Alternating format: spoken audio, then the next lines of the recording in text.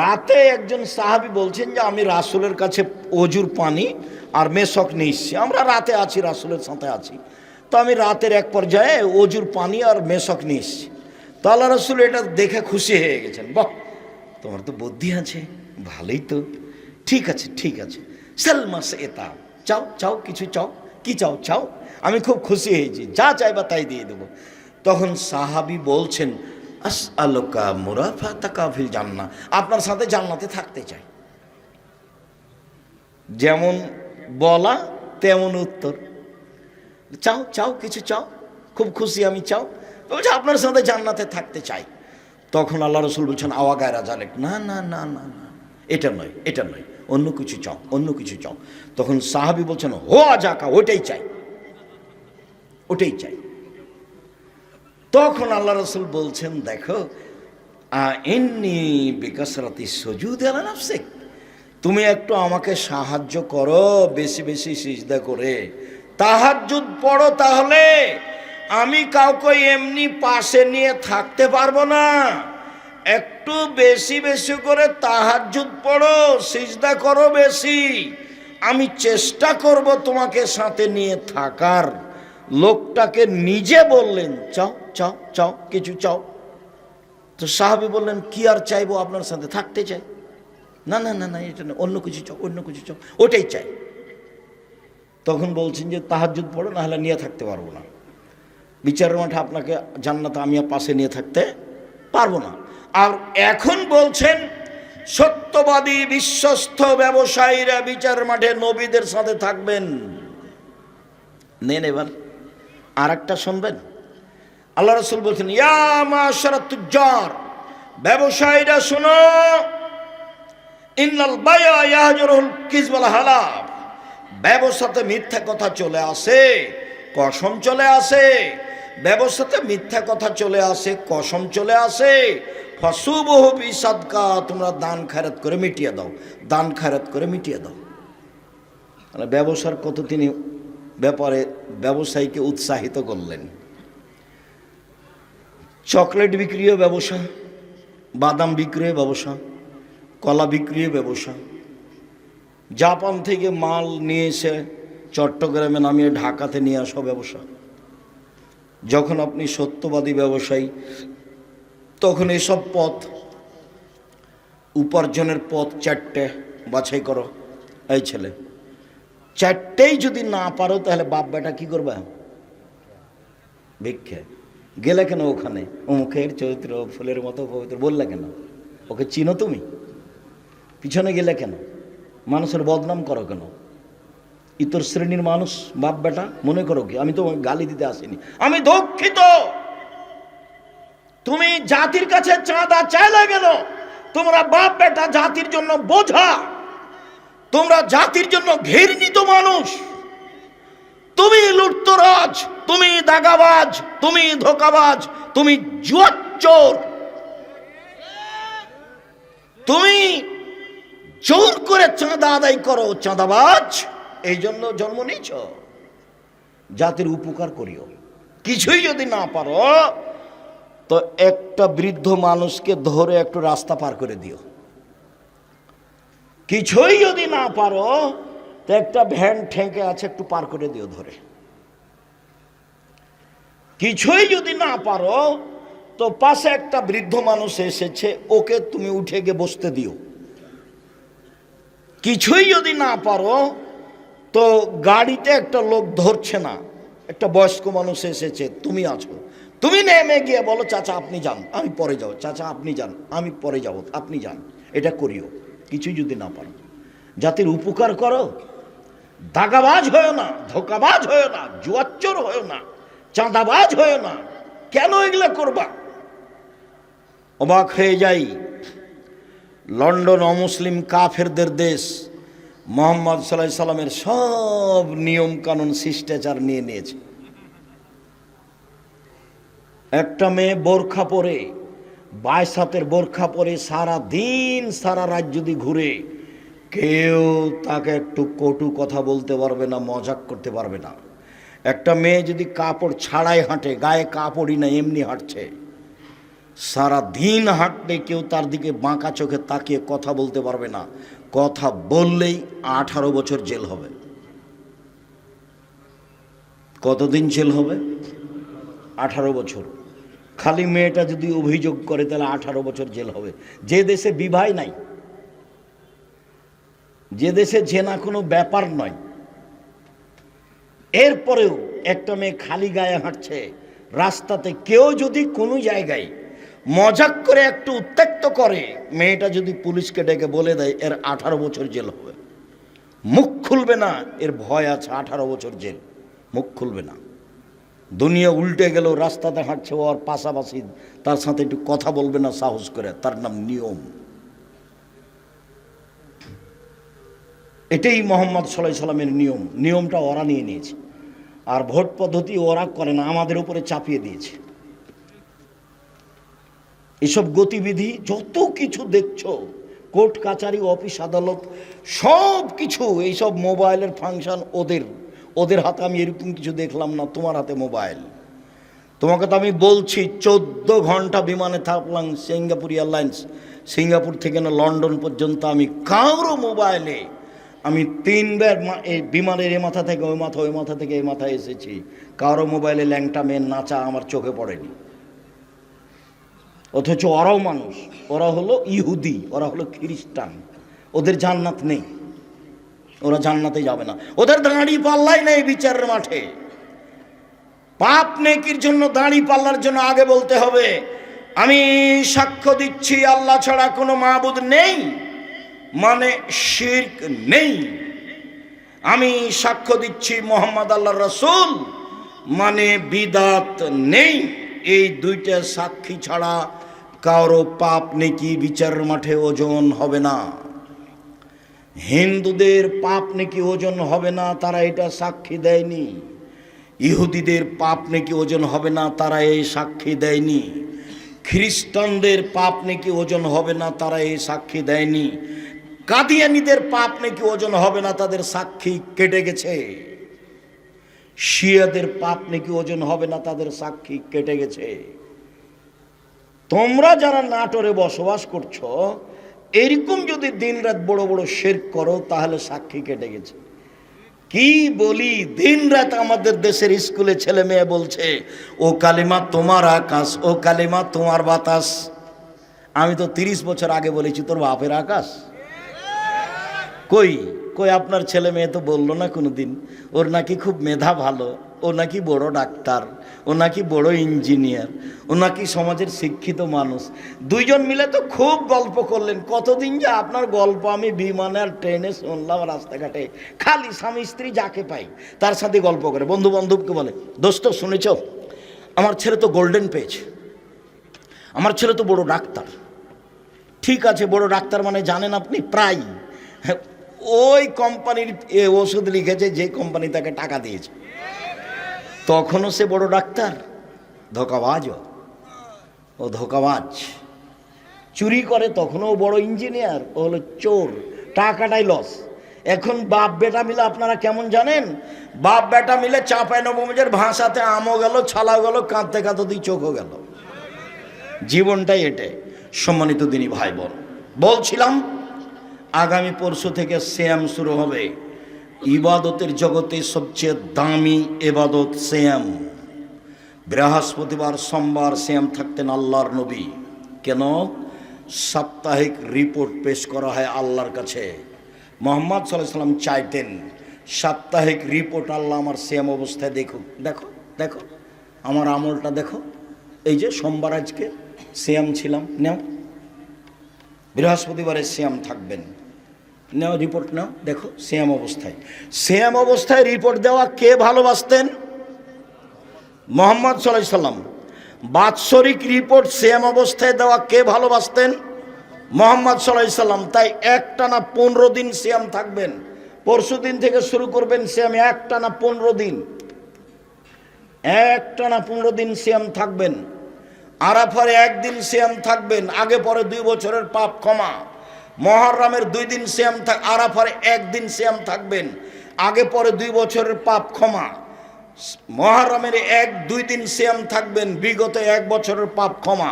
প্রতি মাসে 3 দিন সিয়াম থাকবেন, সারা বছর সিয়াম পালন করে জানে কি হয় তাই হবে। রমজানের সিয়ামের পরে শাওয়ালের 6টা সিয়াম থাকবেন, সারা বছর সিয়াম পালন করে জানি কি হয় তাই হবে। যুলহিজ্জার 1 থেকে 9 তারিখ পর্যন্ত সিয়াম থাকবেন। ইবাদতের জগতে সবচেয়ে গুরুত্বপূর্ণ ইবাদত হলো যুলহিজ্জার 1 তারিখ থেকে 10 তারিখ পর্যন্ত। 10 তারিখ তো হলো কুরবানির দিন। অতএব 9 দিন পর্যন্ত একটানা সিয়াম থাকতে অভ্যাসী হবেন। মানুষের মতো মানুষ হওয়ার চেষ্টা করেন, একটু ইবাদত করেন। কেন দোকানপাটে বসে এভাবে সময় কাটছেন? নিজেকে একটু মানুষ মনে করছেন না কেন? গরু ছাগল কেন মনে করছেন? পশু প্রাণী কেন মনে করছেন? ইবাদতের জগতে সবচেয়ে ভিন্ন ধরনের ইবাদত হলো সলাত। সলাত এমন একটি ইবাদত যার উপরে নির্ভর করে অন্যান্য ইবাদত।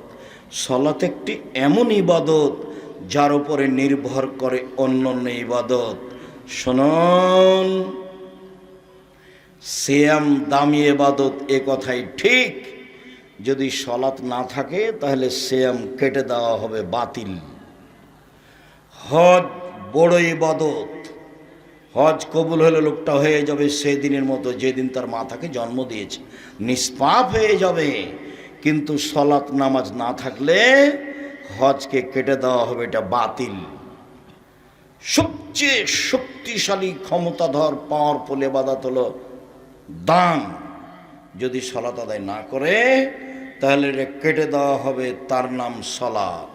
মুহাম্মদ সাল্লাল্লাহু আলাইহি সাল্লাম বলেন, আউয়াল মাইস আল্লাহ বিহি আওয়াল কিয়ামাস সালাহ।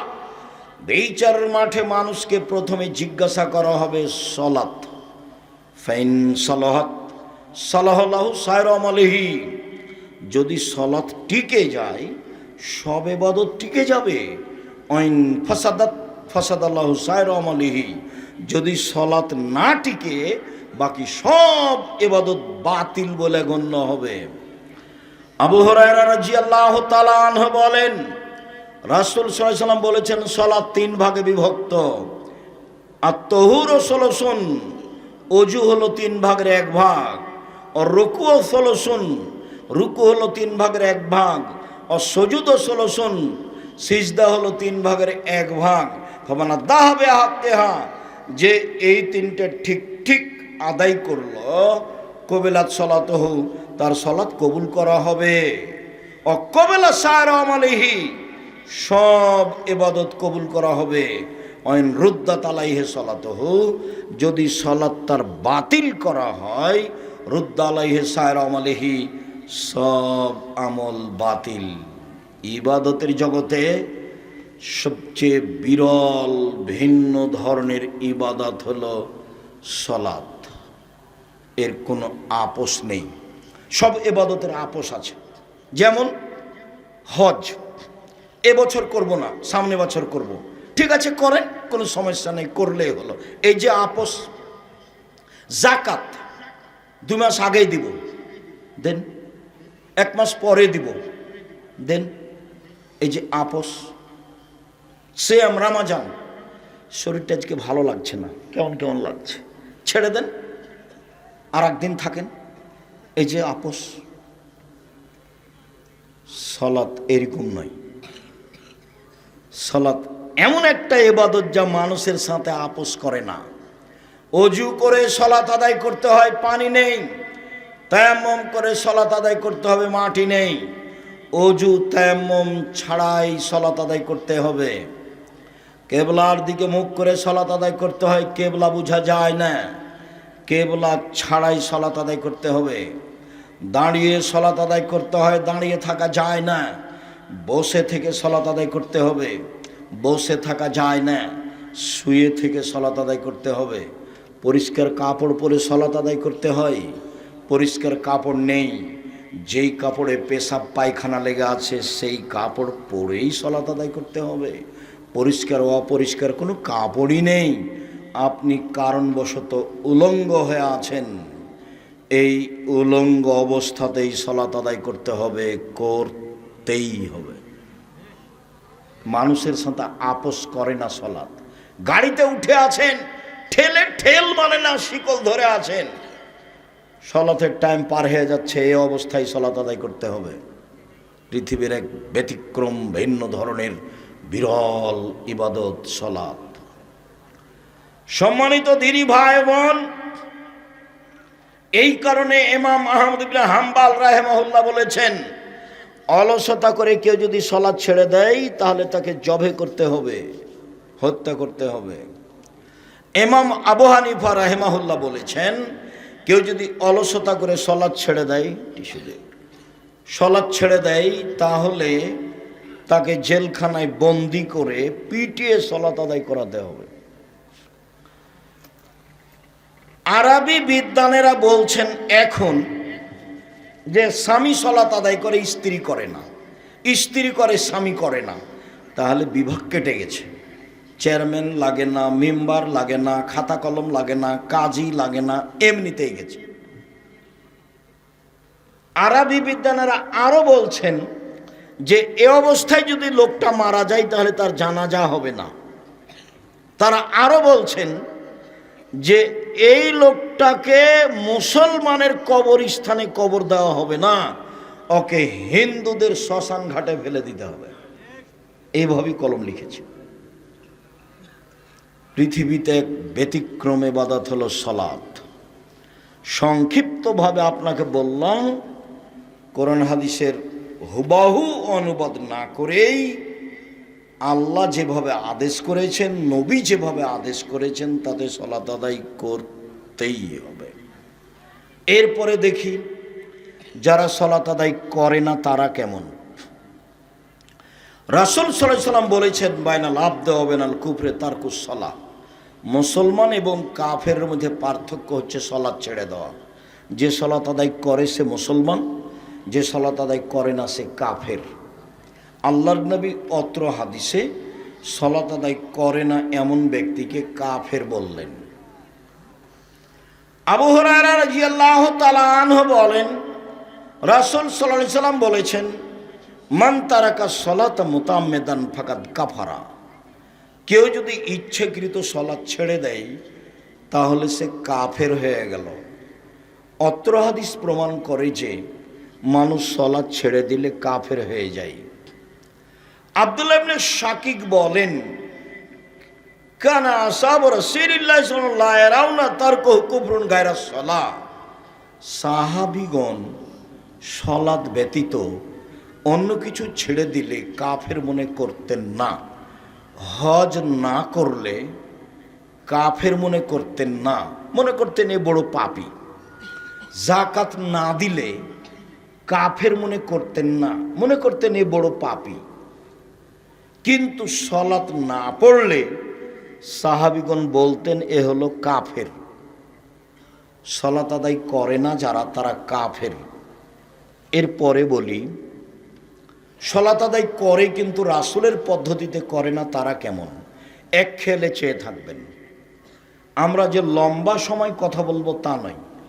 যারা যেখানে আছেন দয়া করে দোকানপাটে হোক, রাস্তাঘাটে হোক, বসতে জায়গা পান আর না পান, এক খেয়ালে আমার দিকে চেয়ে থাকেন।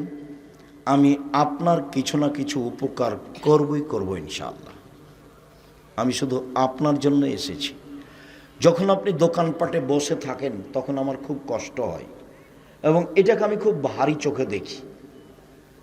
আপনার মেয়ে যখন ভ্যানিটি ব্যাগ নিয়ে হাটে বাজারে চলে যায় তখন আমার খুব আফসোস হয় কি এই মেয়েটার বাপ নেই কি, এই মেয়েটার কি শ্বশুর নেই, এর কি দেবর নেই, এর কি ভাসুর নেই, এর কি বোনের ছেলে নেই, এর কি ভাইয়ের ছেলে নেই, এ কি সবাইকে মেরে খেয়েছে, এ বাজারে গেল কেন, কই আমরা তো কোনোদিন বাজারে যাই না, আমরা তো বেঁচে আছি। আমি আমার ছাত্র জীবন 16 বছর আর শিক্ষক জীবন চলছে 37 বছর। আমি কোনোদিন চায়ের স্টলে বসিনি, তো মরে গেছি নাকি? বেঁচে আছি তো। আপনি যখন চায়ের স্টলে বসে গল্প করেন, আমি যখন গাড়ি নিয়ে পাশ দিয়ে আপনার চলে যাই তখন আমার আফসোসের শেষ থাকে না। কেন? আপনি একজন মুসলমান মানুষ, আপনার চরিত্র দেখে আমি খুব কষ্ট পাই। আপনার ছেলে যখন মিছিল করে রাস্তাঘাট বন্ধ করে চলে যায় তখন আমার খুব দুঃখ হয়। তখন আমি আর কিছু শেষ পর্যন্ত তখন বলি কিছু না পেয়ে, আল্লাহর নবী এদেরকে বলেছেন এরাই হলো ইতর শ্রেণীর মানুষ, এরাই হলো গাইবান্ধার, রংপুর, পঞ্চগড়, ঠাকুরগাঁ, লালমনিরহাট, নীলফামারী, ওদের ভাষায় বেন্যার বাচ্চা বেন্যা। এরাই হলো চাঁপাই নবাবগঞ্জের ভাষায় ছোট লোকের বাচ্চা ছোট লোক। ঢাকার ভাষাটা আমি মুখে বলতে পারলাম না। এরকম কিছু মনে মনে সিদ্ধান্ত ছাড়া আপনার ছেলেকে দেখে আমার মনটা আর কিছু বলে না, খুব আফসোস হয়। কি পড়লো এ, আর বাপই তাকে কি পড়ালো?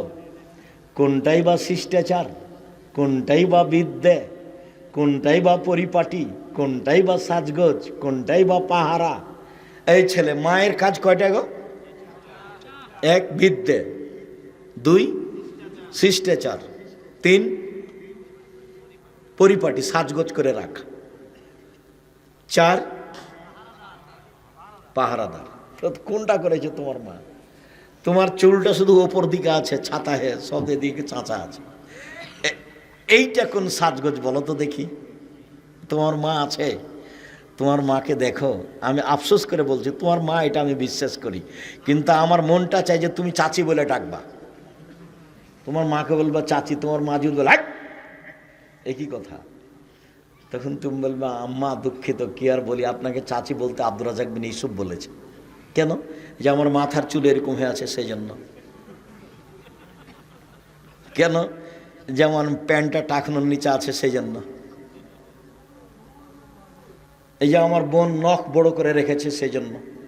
দেখেন, আপুকে ডাকেন, তুমি বলবে তোমার আম্মাকে, আপুকে ডাকেন, আপুকে ডাকেন, দেখেন আপুর নখটা কি হয়ে আছে, বড় হয়ে আছে। নখে কি আছে?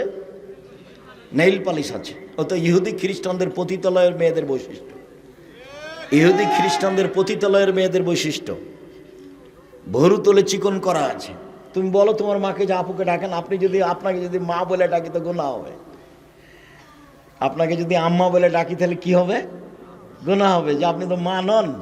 মা তো এইরকম, এই পিঠের চামড়া তুলে দেবো। কোথায় গেছিলেন? পাহারাদার। তখন কেমন বলেছি? পাহারাদার মানে ওর মা ফরজ সালাত আদায় করেছে বাড়িতে, সুন্নাত পড়তে যাবে, আল্লাহু আকবার বলতে যাবে, তখন ছেলে বলছে আসসালামু আলাইকুম। এই মা সুন্নাত পড়তে পাবে না, সুন্নাত বন্ধ করে বলবে আহমদ দেরি হলো কেন? 20 মিনিট এশার সালাতের পরে মসজিদ থেকে আসতে দেরি হলো কেন? এইটা তল্লাশি চালানো মায়ের ফরজ। আর এই সুন্নাত, আপনি এখন বলেন মা সুন্নাত বাদ দিয়ে ছেলের তল্লাশি চালাবে না সুন্নাত পড়বে? সুন্নাত পড়তে পাবে না। কি করবে মা? তল্লাশি চালাবে। কেন? মা কাকে বলে? পাহারাদার, স্টিল পাহারাদার। এ কথা আমি বলিনি, দেখো এটা মুহাম্মদ সাল্লাল্লাহু আলাইহি ওয়াসাল্লাম বলেছেন। তোমার মা দায়িত্ব পালন করে না, তুমি একটু সহযোগিতা করো তোমার মায়ের দায়িত্ব পালনের। তুমিও সন্তান। আমি যতবারই বলি তুমি তোমার মাকে খালা বলে ডাকো, এটা মানাবে না, তুমি তোমার মাকে আম্মা বলেই ডাকো। আমি দুঃখে বলেছি, আফসোস করে বলেছি, এটা আমার মৌলিক কথা নয়। তোমাকে দেখলে, তোমার অবস্থা দেখলে, তোমার বোনের অবস্থা দেখলে আমার আফসোস হয়। সব আফসোসটা তোমার বাপের ওপরে, তোমার মায়ের ওপরে হয়। সম্মানিত দিনী ভাই বোন, আল্লাহ তাআলা বলেন ফাওয়াইলুল লিল মুসাল্লিন, যারা সালাত আদায় করে ঠিকঠাক সুন্দর করে না, ওদের জন্য অয়েল নামক জাহান্নাম সুনিশ্চিত। ওরা সালাত আদায় করেও জাহান্নামে যাবে। রাসূল সাল্লাল্লাহু আলাইহি সাল্লাম বলেন, যে ব্যক্তি ঠিক মতো সালাত আদায় করলো, বিচারের মাঠে তার জন্য সালাত আলো হবে, বাঁচার মাধ্যম হবে। যদি সময় মতো রুকু সিজদা ভালো করে সালাত আদায় না করে, তাহলে সে বিচারের মাঠে ফেরাউনের সাথে থাকবে। পৃথিবীতে সবচেয়ে বড় বদ মানুষ ফেরাউন। পৃথিবীর ইতিহাসে এত বড় বদ মানুষ কেউ জন্ম নেয়নি।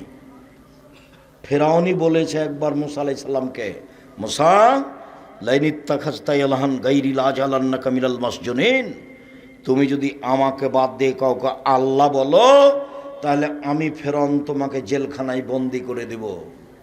এই ফেরাউনই একবার মুসা আলাইহিস সালামকে বলেছেন, মুসা মা আলিমতু লাকুম মিন ইলাহিন গায়রি, আমি ব্যতীত তোমাদের আর কোনো আল্লাহ আছে এই কথা আমি জানি না।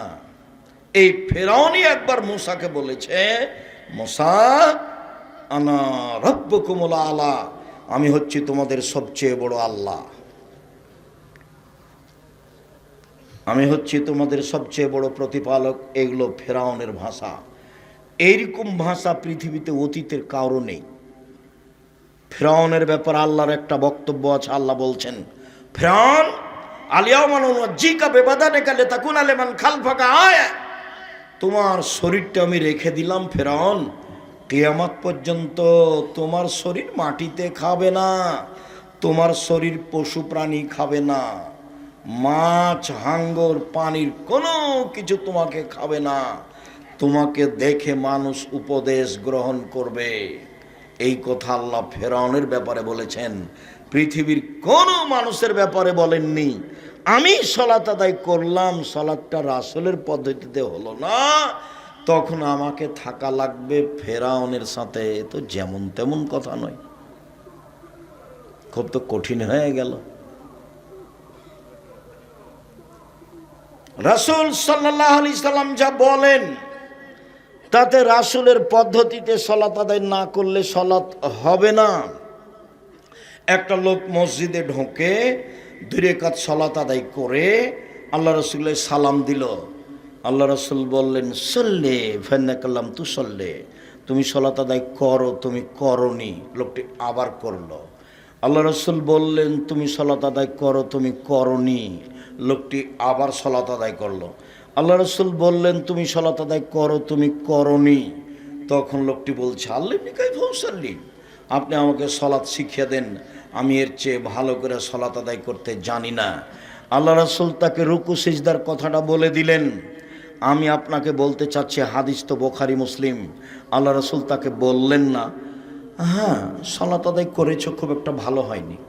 হ্যাঁ তুমি সালাত আদায় করেছো, তবে রুকু সিজদায় ভুলে ঠিক হয়নি।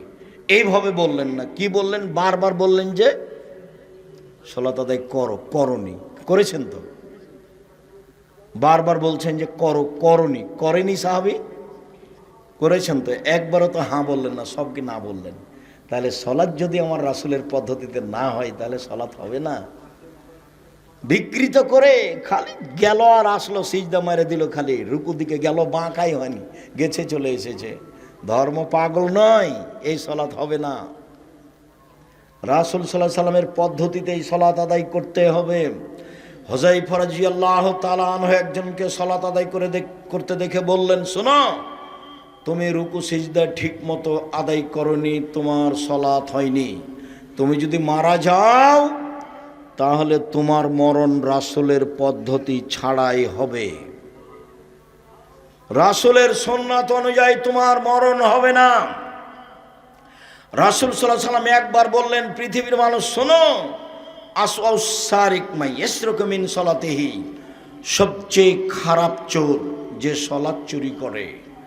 গরু চুরিও চোর, তবে সবচেয়ে খারাপ চোর নয়, হাত কাটা যাবে। টাকা চুরিও চোর, তবে সবচেয়ে খারাপ চোর নয়, হাত কাটা যাবে। জিনিসপাতি চুরিও চোর, তবে সবচেয়ে খারাপ চোর নয়, হাত কাটা যাবে। যে সালাত চুরি করে সে হলো সবচেয়ে খারাপ চোর। সাহাবীগণ তখন বলছেন, আল্লাহর নবী কাইফা ইয়াসরুকু মিন সালাতিহি, সালাত মানুষ কিভাবে চুরি করতে পারে? সালাত কি চুরি করার জিনিস? তখন আল্লাহ রাসূল বলছেন, মাল্লাম ইউতিমু রুকুহা ওয়ালা সুজুদাহা, যে রুকু সিজদা ঠিক মতো আদায় করে না সে হলো সালাত চোর। সালাত 3 ভাগে। এই ছেলে দেখো তো, মহিলারা কি গল্প করছে নাকি? আপনি মহিলা মানুষ কেন কথা বলেন? আমি এখান থেকে শুনতে পাই। আপনি একটু শরম করেন না কেন? আপনার একটু লজ্জা হয় না কেন? এটা একটা দিনই বৈঠক। আর একজন মহিলা যদি আপনার গায়ের উপর দিয়ে চলে যায় তো আপনি মুখ খুলবেন না, মুখখান বন্ধ রাখেন। যদিও আমি এটাও আফসোস আপনার উপরে চাপাই, ও তো মেয়ে আপনার, সতর্ক করে আসেননি, যখন আসলেন তখন খালেদা শোনো সাবধান মা, মুখ খুলব না, যা হবে হবে। আব্দুর রাজ্জাক বিন ইউসুফ এসেছেন, মা সাবধান, বাড়িতে থাকো সেটাই ভালো। কিন্তু যাবা, কথা বলতে বলতে যাবা, কথা বলতে বলতে আসবা, সেখানে আবার গল্প করবা, এটা করো না। দেখো আমি পিতা নই তোমার, এটা প্রমাণ হয়ে যাবে আমি আসলে তোমার পিতা, এটা আমি তোমাকে বলতে চাচ্ছি। মুখখান বন্ধ রেখো, কানটা লাগিয়ে রাখো, দেখো কোনো উপকার হয় কি না। আব্দুর রাজ্জাক সাহেব এসেছেন, আমাদের কোনো উপকার করতে পারে কিনা একটু দেখো। তোমার বুদ্ধি আছে, তুমি ক্লাস 10-এ পড়ো, তুমি রান্না বান্না করতে পারো, সব তুমি বিভিন্ন ধরনের খাবার রেডি করতে পারো, সেটা খুব ভালো পারে। নখ যেমন বড় রাখতে পারে, খাওয়াও তেমন বিভিন্ন রান্না করতে পারে। ওই কাগজ কলমে দেখে দেখে, মোবাইলে দেখে দেখে রান্না করে, বাস আপনিও খুশি, ওর মাও খুশি, সবাই খুশি, ভাইয়েরাও খুশি। আপু আজকে এটা করো তো আপু, এটা করো তো আপু, এমন কিছু বানায়, ভাই বোন সবাই খুশি, আপনিও খুশি।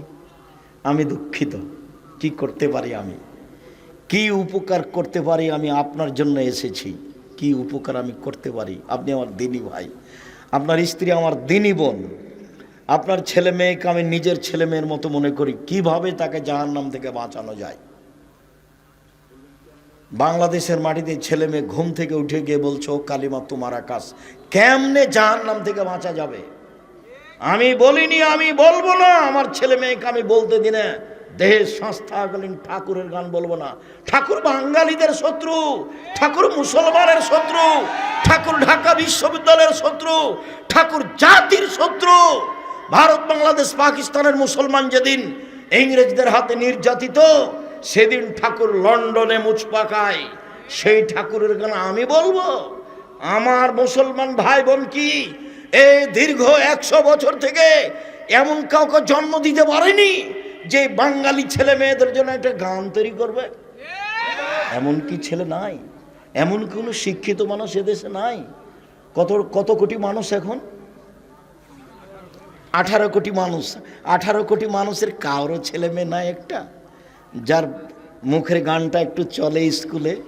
ছি ছি ছি ছি ছি ছি ছি, নাউজুবিল্লাহ মিন জালিক। মনে রেখো, আমি আব্দুর রাজ্জাক বিন ইউসুফ দেহে সংস্থাকালীন ঠাকুরের গান মুখে উচ্চারণ করব না।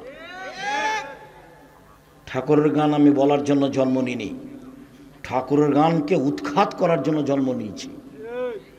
সিলেট কোর্টে উপস্থিত হলাম, 5,000 কোটি টাকার মামলা। কি আমি বলেছি, ও কালিমা তোমার আকাশ, ও কালিমা তোমার বাতাস, তোর বাপের আকাশ, এই কথা বলে আমি ঠাকুরের নিন্দা করেছি, তাই মানহানির মামলা। কাঠগড়ায় যখন দাঁড়ালাম তখন জজ আমাকে বলছে, আপনি কি পিস টিভির আলোচক? আমি বললাম জি। আপনার মামলাটা খারিজ করে দিলাম। আমি ঠাকুরের নিন্দা করিনি। ঠাকুর আবার কে? আরে ঠাকুর তো হিন্দু মানুষ, ঠাকুর আবার কে? ঠাকুরের গান আমি গাইবো কেন? ঠাকুরকে আমি জপব কেন? অসম্ভব হতে পারে না। আমার দেহে সংস্থা গেলে নেতা করতে পারি না। আমি মুসলিম চির রণবীর, মরণকে করি না ভয়, মরলে শহীদ বাঁচলে গাজী আমার উভয় সমান। মরাও যতটুকু, বাঁচাও ততটুকু, মরলেও জান্নাতি, বাঁচলেও জান্নাতি, উভয় আমার সমান। আমি মুসলিম চির রণবীর। আমি ঠাকুরের গানকে কবর দিতে এসেছি, ওকে জাতির সামনে রাখতে আসেনি। ঠাকুর আবার কে? সম্মানিত দিনী ভাই বোন, বলছিলাম রাসূল সাল্লাল্লাহু আলাইহি সাল্লাম যা বললেন তাতে রাসূল সাল্লাল্লাহু আলাইহি সাল্লামের পদ্ধতিতে সলাত না হলে সলাত হবে না। কিভাবে পড়তে হবে? আল্লাহ রাসূল বললেন, সাল্লু কামা রাআইতুমুনি উসাল্লি, তোমরা সলাত আদায় করো যেভাবে আমাকে সলাত আদায় করতে দেখছো। বুখারী মুসলিম। আল্লাহ রাসূল কি বেঁচে আছেন? মদিনায় গিয়ে একটু দেখে আসবো রাসূল কিভাবে সলাত আদায় করছেন। আল্লাহ নবী যে বললেন, পৃথিবীর মানুষ তোমরা সলাত আদায় করো যেভাবে আমাকে করতে দেখছো। তা আমরা কি মদিনায় গিয়ে রাসূলকে দেখে আসবো? এখন কি তিনি বেঁচে আছেন? তাহলে পদ্ধতি কি, পরামর্শ? আমার পক্ষ থেকে 3টে পরামর্শ। 1, বাংলা বুখারী মুসলিম দেখে সালাত ঠিক করেন। এ দেখবেন না, ব্র্যাকেট দেখবেন না, আর টিকা দেখবেন না। বুঝাতে পারিনি কথা। বাংলা বুখারী দেখবেন, মুসলিম দেখবেন, কিন্তু কি দেখবেন না? ব্র্যাকেট দিয়ে যেটা ঘেরা লেখা আছে ওটা দেখবেন না। আর কি দেখবেন না? টিকা দিয়ে নিচে যেটা লেখা আছে সেটা দেখবেন না। তাহলে রাসূলের সালাতটা হুবাহু বুঝতে পারবেন যে এটাই রাসূলের সালাত, কোনো সন্দেহ নেই। দুই, তিনটা পরামর্শ। দুই, রিয়াজুস সালেহিন নাম শুনেছেন? এটা অনেকদিন পরে লেখা হয়েছে, 500 হিজরির দিকে। রিয়াজুস সালেহিন প্রায় সব হাদিসই ঠিক, প্রায়। এইখান থেকে সালাত ঠিক করেন, এইটা আমার আন্তরিক অনুরোধ। তিন, আমার পরামর্শ, বাঙালি ভাই বোন যারা সালাতের উপরে বই লিখেছেন তাদেরটা পড়েন। আমি আব্দুর রাজ্জাক বিন ইউসুফ ভাষা জানি না, পড়াশোনা জানি না, কোনো রকম করে ছেঁচড়া মেচড়া করে কিছু করি আর বলি। সেই সুবাদে আমি লিখেছি রাসূল সাল্লাল্লাহু আলাইহি সাল্লামের সালাত বনাম প্রচলিত সালাত। আমি একবারে হাতে নাতে, হাতে খড়ির মতো করে যেভাবে রাসূল সাল্লাল্লাহু আলাইহি সাল্লামের সালাতটাকে বাংলা ভাষায় একবারে হুবাহু সাজানো যায় সেভাবে সাজিয়েছি।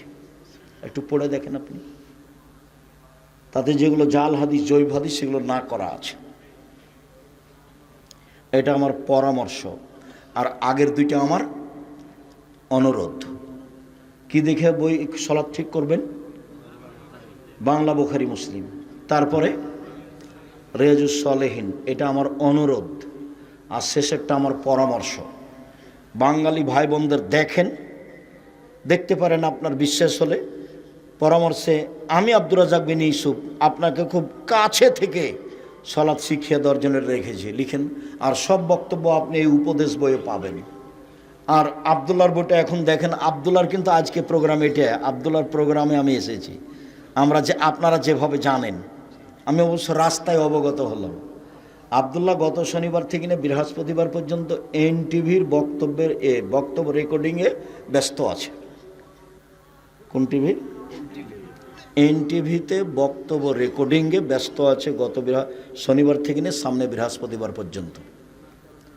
যার কারণে আপনাদের সাথে সাক্ষাতে কিছু বলতে চাইলেও পারেনি। তখন আমি এসেছি, যদিও আপনাদের ভালো লাগলো না, তিতে লাগলো, যে যদিও আমিও আবদুল্লাহর বক্তব্য শুনতে চাই। আমার বক্তব্য তার বক্তব্য হলে আমার কাছে অনেক কথা ধরা পড়ে, যেটা আমি হাদিস বলেছি কিন্তু আমি এভাবে বলিনি, ওটা আমি বুঝতে পারিনি ওইভাবে।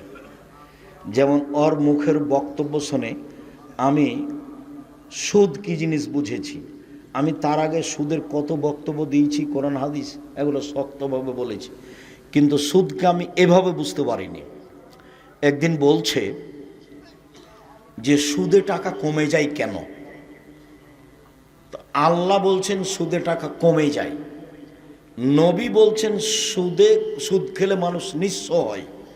তো আমরা তো বলে আসলাম, আমি এটাও বলেছি যারা সুদ খাবে তাদেরকে একদিন না একদিন ভিক্ষুক হতেই হবে। আমি এইভাবে বলে চলে গেছি, শেষ করেছি।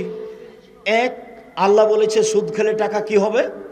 কমে যাবে। আর আল্লাহ নবী বলেছেন সুদ খেলে মানুষ কি হবে? নিঃস্ব হয়ে যাবে। আমি তখন বলেছি দুটার সমন্বয়ে, যে সুদ খাবে তাকে একদিন না একদিন ভিক্ষা করে খেতেই হবে। যেহেতু তার টাকা পয়সা থাকবে না, তখন নিরুপায় ভিক্ষা করবে, এটা আমি বুঝেছি। এখন আব্দুল্লাহ বলছে টাকা কমে যায় কেন? কেন? টাকার জন্ম, মুদ্রার জন্ম, পাউন্ডের জন্ম, রিয়ালের জন্ম, ডলারের জন্ম, বিনিময়ে তাকে ব্যবহার করতে হবে। এই জন্য 1 কেজি বেগুন নিলাম, বিনিময়ে টাকা দিলাম। 2 কেজি চাউল নিলাম, বিনিময়ে ডলার দিলাম। 5 কেজি গম নিলাম, বিনিময়ে রিয়াল দিলাম। 5 কেজি তরি তরকারি আলু নিলাম, বিনিময়ে টাকা দিলাম। তাহলে টাকা কেন জন্ম হয়েছে? কেন আল্লাহ তাকে সৃষ্টি করেছেন? বিনিময়ে ব্যবহার করার জন্য। যখন টাকা দিয়ে টাকা নেবেন তখন কি বিনিময় হলো? আপনি কি দিয়ে কিনিলেন, এটা তো আর বিনিময় হলো না, তখন টাকার উপরে জুলুম করা হলো। সভাপতি সাহেবকে এখানে বসতে দিয়েছেন, মুরব্বী মানুষ, যদি এখন বলেন যে নিচে বসেন, তো উনি তো ভাববেন ইন্না লিল্লাহ, এরা তো আমাকে অপমান করলো। তখন উনি থাকবেন চুপে ধীরে হেঁটে চলে যাবেন, না রে এখানে থাকা যাবে না। কেন?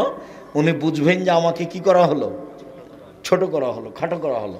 তো টাকাকে যখন খাটো করা হলো, তাকে অপমান করা হলো, ওকে আল্লাহ যেই জন্য সৃষ্টি করেছেন তাতে ব্যবহার করা হলো না, তখন টাকা ধীরে চলে যাবে।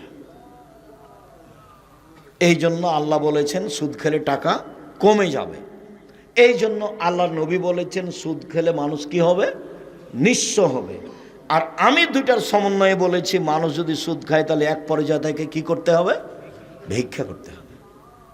আমি তখন তার বক্তব্যে বুঝলাম, ও কথা তো ঠিকই, ওকে তো বিনিময়ে ব্যবহার করতে হবে। সুদ খেলে তো বিনিময় হয় না, হুবাহু এটা দিয়ে ওইটা নেওয়া হয়, ঠিকই তো কথা। এই জন্য বক্তব্য করলে আমিও বক্তব্য পাশ থেকে খুব কান লাগিয়ে শোনার চেষ্টা করি। সাল্লু কামা রাআইতুমুনি উসাল্লি। আল্লাহু আকবার। আল্লাহু আকবার বলার পূর্বে বিসমিল্লাহ চলবে না। সবচেয়ে পাওয়ারফুল শব্দ আল্লাহু আকবার। দুই পায়ের মাঝে ফাঁকা রাখতে হবে, শরীরের ভারসাম্য বজায় রেখে যতটুকু লাগে। মহিলা বৈঠকে মহিলারা বলেছে, চাঁপাইনবাবগঞ্জের মহিলারা, বুবু নামাজে যখন দাঁড়াবা বুবু, তখন দুই পায়ের গোলালি জমা করে নিও বুবু, নইলে লজ্জা স্থানের যোগাযোগ বুবু মাটির সাথে হবে, মাটি অভিশাপ করবে। বুবুর সব কথাই নাকি বোখারিতে আছে, মিথ্যা কথা, একবারে ডাহা মিথ্যা কথা। বুবু পায়জামা পরে থাক, না হয় শাড়ি পরে থাক, না হয় ছায়া পেটিকোট পরে থাক, যা পরে থাক থাক, এখানে কোনো কথা নেই। কাপড়টা টাকনুর নিচে থাকবে, এটা হলো কথা।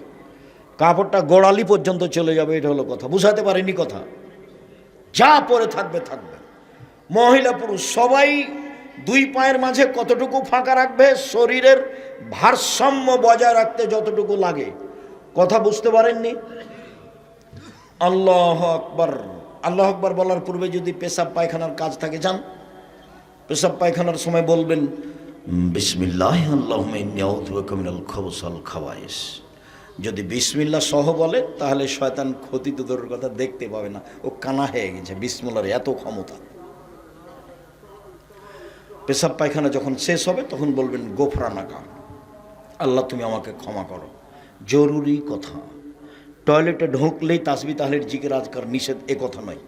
টয়লেট ঢুকে আপনি বলেন বিসমিল্লাহ আল্লাহুম্মা আউযু বিকা মিনাল খুবুসি ওয়াল খাবায়েস। যখন বসলো তখন থেকে না ইবাদত বান্দিগি জিকির বন্ধ, যখন উঠলো গোফরানাকা বলে তখন চালু হয়ে গেল। অতএব আপনি ওই টয়লেটের ভিতরে বিসমিল্লাহ বলেন, দোয়া পড়েন, কোনো সমস্যা নেই। অজু করেন, অজু করার পরে দোয়া পড়েন, কোনো সমস্যা নেই। চলবে না কতক্ষণ পর্যন্ত বুঝেন তো? কখন থেকে কখন? বসা থেকে উঠা পর্যন্ত। বিসমিল্লাহ আল্লাহুম্মা ইন্নী আউযু বিকা মিনাল খুবুসি ওয়াল খাবায়েস। বসছেন, বসলেন, বন্ধ, আর জিকির আজকাল নেই, তাসবিহ তাহলিল নেই। এবার পানি খরচ করে উঠছেন, গোফরানাকা, এখন চালু হয়ে গেল, করেন। পানি দিয়ে পবিত্রতা অর্জন করবেন। পানি না থাকলে ঢেল টিস্যু পেপার, আগে ঢেল টিস্যু পেপার পরে পানি, এটা মিথ্যে। পানি দিয়ে পবিত্রতা অর্জন করে হাত মাটিতে মেজে নেবেন, সাবান দিয়ে মাজেন, যেটা দিয়ে মাজেন মাজেন, রাসূল সাল্লাল্লাহু আলাইহি ওয়াসাল্লাম বললেন। বাম হাতে পেশাব পায়খানার পরে পানি খরচ করবেন। লোকটাকে আমি বললাম, ভাইজান ডান হাতে চা খান, ডান হাতে খান। তো মন খারাপ করে বলছে বাম হাত হাত নয়, বাম হাত হাত নয়। তখন যখন পানি খরচ করবে তখন ডান হাত লাগালে হয় না? তো তখন তো আরও পানি খরচ করছে না। এখন আমি আর কি বলি? তো ওর পরিবেশ আর খাটো করলাম না, ওই পর্যন্তই থাকলাম। দেখেন, এটা আল্লাহ রাসূলের কথা। এই ছেলে বাম হাতে তো হাত, তাই না? তো পানি খরচ করার সময় ডান হাত করলে কি হবে? এটাও তো হাত। মুহাম্মদ সাল্লাল্লাহু আলাইহি সাল্লামের নিয়ম, মুহাম্মদ সাল্লাল্লাহু আলাইহি সাল্লামের নিয়ম, এক গ্লাস পানি পান করলে কয়টা বিধান লাগে? 5টা। ইসলাম এসেছে জাহেলিয়াতকে ঠেকিয়ে দিয়েছে। জাহেলিয়াত একটা নিয়ম কানুন ছিল, ইসলাম এসে সব নিয়ম কানুন নতুন করেছে। যখন কোনো সরকার আসছে তখন বলছে আগেরটা বাতিল, ওরা চাঁদাবাজি করেছে আমরাও করব, ওরা আমরা এখন তাদের বিপরীত। তো রাসূল সাল্লাল্লাহু আলাইহি সাল্লাম বলছেন, জাহেলিয়াত বাতিল। এখন মোহাম্মদ সাল্লাল্লাহু আলাইহি সাল্লামের সব নিয়ম চলবে। কার নিয়ম চলবে? সব মোহাম্মদ সাল্লাল্লাহু আলাইহি সাল্লামের নিয়ম চলবে। পৃথিবীতে একজন মানুষের কথা, পানি খরচ না করে ঢেল টিস্যু পেপার নিয়ে 40 কদম হাঁটা নোংরামি, পায়ের ওপরে পা উঠানো নোংরামি, খক খক করে কাঁসা নোংরামি। যদি তাই হয় তাহলে তার বউ ঢেল নিয়ে হাঁটে না কেন? তার বউকে তো জান্নাত যেতে হবে। আব্দুর রাজ্জাক সাহেব, মহিলা মানুষ যদি ঢেল নিয়ে 40 কদম হাঁটে তাহলে পুরুষ মানুষকে কেমন কেমন লাগে? যদি তাই লাগে তো পুরুষ মানুষ যখন ঢেল নিয়ে হাঁটে তখন মহিলা মানুষের চোখে পড়লে মহিলা মানুষকে তখন কেমন কেমন লাগে? দুটাই সমান সমান। ধর্ম পাগল হয়নি, ধর্ম সবচেয়ে দামি মানুষ দিয়ে চলে, যার নাম মুহাম্মদ সাল্লাল্লাহু আলাইহি সাল্লাম। পৃথিবীর কোনো মানুষের 5 পয়সা দাম নেই। ওমর রাদিয়াল্লাহু তাআলার কথা চলবে না, মাত্র একজন মানুষের কথা চলে, যার নাম মুহাম্মদ সাল্লাল্লাহু আলাইহি সাল্লাম। আল্লাহু আকবার বলে সালাত আরম্ভ করবেন, এদিকে দেখেন, এরকম করবেন না। আল্লাহু আকবার, এটা চলবে না। আল্লাহু আকবার, এটা চলবে না। আল্লাহু আকবার, এটা চলবে না। আল্লাহু আকবার, এটা চলবে না। কি চলবে? আল্লাহু আকবার, কাঁধ সামনাসামনি, বাস কাঁধ সামনাসামনি। আর একটু উঁচু করেন, কানের লতি। একাধিক সহিহ হাদিস, হয় এটা না হয় এটা। ডান হাতের কবজি বাম হাতের কবজির ওপর সহিহ হাদিস, নইলে বাহুর উপরে বাহু সহিহ হাদিস। বুকের ওপর রাখেন, সানা পড়েন, আল্লাহুম্মা বাঈদ বাইনি ওয়া বাইনা খাতায়ায়া কামা বা'আদতা বাইনাল মাশরিক ওয়াল মাগরিব। আল্লাহুম্মা নাক্কিনি মিনাল খাতায়া কামা ইয়ানক্কা সাওবুল আবিজ মিনাদ দানাস। আল্লাহুম্মা আগসিল খাতায়ায়া বিল মাই ওয়াস সালজি ওয়াল বারাদ। আউযু বিল্লাহ, বিসমিল্লাহ। সূরা ফাতিহা, বিসমিল্লাহ। অন্য একটা সূরা, আল্লাহু আকবার। হাত খুলে ওই পর্যন্ত উঠাবেন, ওই পর্যন্ত উঠে চলেন রুকুতে যাই। রুকু যাওয়ার পূর্বে আপনার সাথে জরুরি কয়েকটা কথা।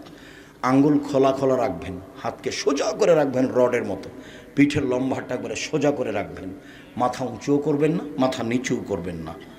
কোমর থেকে সামনের ওজন হাতের উপরে থাকবে, কোমর থেকে সামনের ওজন হাতের উপরে থাকবে। মাথা উঁচুও করবেন না, মাথা নিচুও করবেন না। আঙ্গুল খুলে খুলে হাঁটুকে শক্তভাবে ধরে রাখবেন, পিঠের লম্বাটা একবারে সোজা হয়ে থাকবে।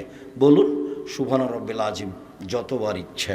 বলুন সুবহান কুদ্দুসুন রব্বুল মালাইকাত ওয়ার রূহ যতবার ইচ্ছে। বলুন সুবহানাকা আল্লাহুম্মা রাব্বানা ওয়া বিহামদিকা আল্লাহুম্মা ইগফিরলি যতবার ইচ্ছে। বলুন সুবহানাদিল জাবরুতি ওয়াল মালাকুতি ওয়াল কিবরিয়া ওয়াল আজমাত যতবার ইচ্ছে। 3 বার চলবে না, 5 বার চলবে না, 10 বার চলবে না, যে যা পারে। একজন সাহাবী বলছেন, একদা আল্লাহ রাসূল রুকুতে থাকলেন সূরা বাকারা পড়ার সমান। কতক্ষণ? সূরা বাকারা পড়ার সমান কি 2-1 মিনিট হলো, 2.5 পারা। মানে যে যত পারে, তার মানে কি হলো? যে যত পারে। চলেন সামি আল্লাহু লিমান হামিদা, ওই পর্যন্তই উঠাতে হবে ওইভাবে। রব্বানা লাকাল হামদ হামদান কাসীরান তাইয়িবান মুবারাকান ফি মিলাস সামাওয়াতি বিল আরজ মিলা বাইনাহু ইল্লা মা শাইতা মিন শাইইন বাদ। চলেন সিজদায়। সিজদায় যাওয়ার পূর্বে আপনার সাথে জরুরি 2টি কথা। তার প্রথম কথা হচ্ছে, আল্লাহ রাসূল বললেন আমাকে 7 হাড়ের উপরে সিজদা করতে বলা হয়েছে। 7 হাড়, হাড্ডি। নাক কপাল 1, 2 হাত 3, 2 হাঁটু 5, 2 পায়ের বৃদ্ধাঙ্গুল 7। সিজদার সময় গাও চুলকাতে পাবেন না। গাও চুলকালে এখন কয়টা আছে লেগে মাটিতে? 6টা। এই জন্য এটা নিষেধ। শরীর যদি চুলকাতে হয় তাহলে সিজদা থেকে উঠে এসে চুলকাবেন। উল্লেখ্য যে এবার 2 পায়ের গোড়ালি জমা হয়ে যাবে। সিজদায় যখন আছেন তখন 2 পায়ের গোড়ালি কী হয়ে যাবে? জমা হয়ে যাবে। তখন ফাঁকা ছিল। আমরা অনেক দিনই শুনেছি যে অনেকে বলেছে যে ডান পায়ের বৃদ্ধাঙ্গুল একবারে এক জায়গাতে থাকবে, নড়তে পাবে না। এটা ভুল হিসাব। সিজদায় গেলে পা দুটি এসে জমা হয়ে যাবে, একসাথে জমা ধরে থাকবে। 2 হাতকে কানের পাশে রাখবেন, কনুইকে এভাবে উঁচু করে রাখবেন। পেটের নিচ দিয়ে ছাগলের বাচ্চা যেন পার হতে পারে। পুরুষ নারী একই হুকুম, পুরুষ নারী একই হুকুম, পুরুষ নারী একই হুকুম। বুককে উরুর সাথে লাগিয়ে সলাত আদায় করতে হবে, কথা মিথ্যে। চাঁপাইনবাবগঞ্জের মহিলা বৈঠকে বলছে, বুবু যখন সিজদাতে যাবা বুবু, হাতি যেমন মাটিতে পড়ে যায় তেমনি একবারে মাটিতে পড়ে গিয়ে বুককে উরুর সাথে লাগিয়ে আঁটো সাঁটো হয়ে সিজদা করিও বুবু। যদি বুককে উরু থেকে পৃথক রাখো বুবু, তাহলে স্তন ঝুলন্ত থাকবে ব্যাঘাত বুবু, পর্দার ব্যাঘাত ঘটবে। বুবুর সব কথাই নাকি বুখারীতে আছে। ছি ছি ছি ছি ছি ছি, নাউজুবিল্লাহ মিন যালিক। ও ঘরে আছে, শাড়ি পরে আছে, গায়ে চাদর আছে, ব্লাউজ আছে, তো এরপরেও পর্দার ব্যাঘাত ঘটলো। ওই আঁটো সাঁটো বোরকা পরে বাজারে গেল, ভ্যানিটি ব্যাগ ঘাড়ে করে, এতে পর্দার ব্যাঘাত ঘটলো না। এই মেয়ে, তুমি এই আঁটো সাঁটো বোরকা আজকে জ্বালিয়ে দিবা। আমি আব্দুর রাজ্জাক বিন ইউসুফ, তোমার কাছের মানুষ, তোমার আব্বার ফ্যামিলিকে আমি নিজের ফ্যামিলি মনে করি। তোমাদেরকে আমি জান দিয়ে প্রাণ দিয়ে ভালোবাসতে চাই। দেখো, জাতির যদি রাস্তাঘাট করে দিতে না পারি, জাতির যদি স্কুল কলেজ করে দিতে না পারি, জাতিকে চূড়ান্ত সঠিক ধর্ম দিতে পারবো ইনশাআল্লাহ। ধর্মের ব্যাপারে জাতিকে ফাঁকি দিয়ে পরকাল হারাতে রাজি নই। আমি চাচ্ছি তোমার আব্বার ফ্যামিলিটা রাসূল সাল্লাল্লাহু আলাইহি সাল্লামের পদ্ধতিতে গড়ুক। সবাই মরতে এসেছে, কেউ বাঁচতে আসেনি। অল্প দিন বাঁচতে এসে এগুলো করে বাঁচার চেষ্টা করিয়েন না, ভুল হিসাব। পুরুষ নারীর সলাতে কোনো পার্থক্য নেই। এইভাবে কোনো উঁচু করে থাকতে হবে যেন ছাগলের বাচ্চা পার হতে পারে। আপনি বলুন, আর পিঠের লম্বা হাতটা একবার আগিয়ে রাখবেন, জরুরি কথা। হাতের জামা হাত জমা করা থাকলে খুলে দিতে হবে। পায়জামা নিচের দিকে জমা করা নিষেধ। যদি উঁচু করতে হয় পায়জামা কোথায় জমা করতে হবে? কোমরে। নিচে জড়ানো হারাম, নিচে জড়ানো নিষেধ, নিচে জড়ানো হারাম। হাত এভাবে জড়ে রাখতে পাবেন না। কেন? আল্লাহ রাসূল বলছেন এরকম নিষেধ করা হয়েছে। মাথার চুল খোপা বাঁধা যদি থাকে মহিলাদের, তাহলে খোপা খুলে দিতে হবে। যদি বেনি গাঁথা থাকে তাহলে পিছন দিকে ছেড়ে দিতে হবে। সবকে সিজদায় যাওয়ার সুযোগ দিতে হবে। মাথার চুল যদি খোপা বাঁধা থাকে তাহলে খুলে দিতে হবে। নারী পুরুষ একই হুকুম, খোপা খুলে দিতে হবে। বেনি গাঁথা থাকলে তার নিজ গতিতে যাবে, কোনো সমস্যা নেই। সিজদায় বলুন সুবহান রাব্বিল আলা যতবার ইচ্ছে, বলুন সুবহান কুদ্দুসুন রব্বুল মালাইকাতুর রূহ যতবার ইচ্ছে, বলুন সুবহানাকাল্লাহুম্মা রাব্বানা ওয়া বিহামদিকা আল্লাহুম্মা ইগফিরলি যতবার ইচ্ছে, বলুন আল্লাহুম্মা ইগফিরলি জামবি কুল্লাহু দিক্কা ওয়া জুল্লাহু ওয়া আখিরুল নিয়াত সিররা। আরো যত দোয়া হাদিসের আছে সেগুলো বলুন। কি বলবেন? আল্লাহুম্মা ইন্নাকা আফুব্বুন তুহিব্বুল আফওয়া ফা'ফু আন্নি। কি বলবেন? আল্লাহুম্মা ইন্না নাসআলুকাল হুদা ওয়াত তুকা ওয়াল আফাফা ওয়াল গিনা। আব্দুর রাজ্জাক সাহেব, জানাজার দোয়াটা আমি বলতে পারি? বলেন। কোরআনের আয়াত ব্যতীত যা পারবেন বলেন সিজদায়। উঠে আসেন, আল্লাহুম্মা ইগফিরলি ওয়া রাহমনি ওয়া হাদিনি ওয়া আফিনি ওয়ারজুকনি। আবার সিজদায় যান, উঠে আসেন। এ হলো এক রেকাত। এভাবে আরেক রেকাত। আত্তাহিয়াতের বৈঠক। বাম পায়ের পাতার উপরে বসবেন। পাতা বুঝেননি? বাম পায়ের পাতার উপরে বসবেন, ডান পায়ের গোড়ালি খাড়ো করে রাখবেন, আর বাম হাত হাঁটুর উপরে থাকবে, ডান হাত হাঁটুর উপরে থাকবে। কিভাবে থাকবে পরে বলছি। এইবার সালামের বৈঠক। বিতির সালাত এক রাকাতে সালাম, ফজরের 2 রাকাতে সালাম, মাগরিবের 3 রাকাতে সালাম, এশা ফজর জোহর আসর এশা 4 রাকাতে সালাম। বাম পাকে একবারে ডান দিকে বের করে দিবেন, আর পিছনকে নিতম্বকে মাটির উপরে রাখবেন, আর ডান পা খাড়া করে রাখবেন। আঙ্গুলটা কেবলামুখী থাকবে। বাম হাতের আঙ্গুল জমা জমা করে হাঁটুর উপরে রাখবেন। ডান হাতের এই কনিষ্ঠ আঙ্গুল সব 2টা জমা করে নেবেন। তৃতীয় আঙ্গুলের নখের উপরে পেট রাখবেন। করেন তো দেখি। মহিলারা আপনারা দেখতে পাচ্ছেন না, হ্যাঁ করে এসেছেন, চলে গেছেন। আমার দিনই বোন, আপনারা আমি নিন্দা করতে চাইনি। আপনাকে আয়েশার মতো মনে করি, খাদিজার মতো মনে করি। নিজের সম্মান নিজে রক্ষা করুন। এইভাবে অবিরাম নড়বে। একবার ইল্লাল্লাহর সময় নড়বে, এরপর মানে জাল ভুয়া হাদিসও নেই, দুনিয়াতে কোনো হাদিসই নেই। সব সময় নড়বে, শয়তানকে আঘাত করা হবে। আত্তাহিয়াত, দুরুদ, দুআয়ে মাসুরা। এখন যা মুখস্থ আছে দোয়া, কোরআন মাজিদের হোক আর হাদিসের হোক, রব্বানা আতিনা ফিদ দুনিয়া হাসানাতাও ওয়া ফিল আখিরাতি হাসানাতাও ওয়া কিনা আযাবান নার, রব্বি ইন্নী যালামতু নাফসি ফাগফিরলি, যা মুখস্থ আছে আর আমার একটা পরামর্শ আছে, বলেন তো সেটা কি? রব্বির হামহুমা কামা রাব্বায়ানি সাগীরা। সালাম ফিরা পূর্বে একটু বলেন। জি, সালাম ফেরার পূর্বে বলবেন, আগে পিছে হলে কোনো সমস্যা নেই। প্রথম তো তাশাহুদ, তাশাহুদ তো বুঝি। দ্বিতীয় হলো দুরুদে ইব্রাহিম। আর তৃতীয় আমরা চাঁপাইনবাবগঞ্জের মানুষ আমরা বলি দুআয়ে মাসুরা, মানে তার দুইটা অংশ। একটা হলো আল্লাহুম্মা ইন্নী যালামতু নাফসি যুলমান কাসীরা, আর একটা হলো আল্লাহুম্মা ইন্নী আউযু বিকা মিন আযাবি জাহান্নাম ওয়া আউযু বিকা মিন আযাবিল কবর। এই দুটার পরে আপনি নিজের ইচ্ছা মতো দুআয় চলে যান। তবে আপনি আত্তাহিয়াত আর দুরুদ পড়ার পরেও চলে যেতে পারেন। আপনি ইচ্ছা মতো দোয়া করেন, কোরআন হোক আর হাদিসের হোক, যা পারবেন করেন। আমি একটা পরামর্শ দিয়েছি, রব্বির হামহুমা কামা রাব্বায়ানি সাগীরা। আসসালামু আলাইকুম রহমতুল্লাহ, আসসালামু আলাইকুম রহমতুল্লাহ। এরপরে যা হবে তা জিকির হবে। সম্মানিত দিনী ভাই বোন, আগামী পরশু থেকে নফল সিয়াম থাকার প্রাণপণে চেষ্টা করবেন, আমার আন্তরিকভাবে অনুরোধ। বৃহস্পতিবার সোমবার সিয়াম থাকবেন। আর আজকের আলোচনার পরে বই পুস্তক এখানে গাড়িতে আছে, যে আলোচনা করছিলাম সলাতের বইয়ে আছে, আর সব বক্তব্য উপদেশ বইয়ে আছে। আর আব্দুল্লাহর বইটা পড়ে দেখুন, আল্লাহর পথে যাত্রা। একবারে গায়েবের উপরে কিভাবে ঈমান আনতে হবে, ন্যায়নিষ্ঠ নিয়ে নেতা কিভাবে হবে, নেতা কে হতে পারে, এই সব বিস্তারিত বিবরণ দেওয়া আছে। সম্মানিত দিনী ভাই বোন, আমি আজকের আলোচনা এ পর্যন্ত করে আপনাদের কল্যাণ কামনা করি। আল্লাহ আমাদের যারা মারা গেছে তুমি তাদের কবরের শাস্তি মাফ করো। আমরা যারা অসুস্থ তুমি তাদের আরোগ্য দান করো। আমরা যারা বেঁচে আছি তুমি তাদেরকে তোমার রাসূলের পদ্ধতি অনুযায়ী চলার তৌফিক দান করো। বিশেষভাবে সালাত আদায় করার তৌফিক দান করো। বিশেষভাবে সিয়াম পালনের তৌফিক দান করো। যাওয়ার পূর্বে বই পুস্তকগুলি সব গাড়িতে আছে, হাতের ডানে, আমার হাতের ডানে পাশে গাড়ি দাঁড়িয়ে আছে, সবাই নিয়ে যাবেন। আর ওই দুয়ার বইটাও আছে, অনেক দোয়া আছে দেওয়া।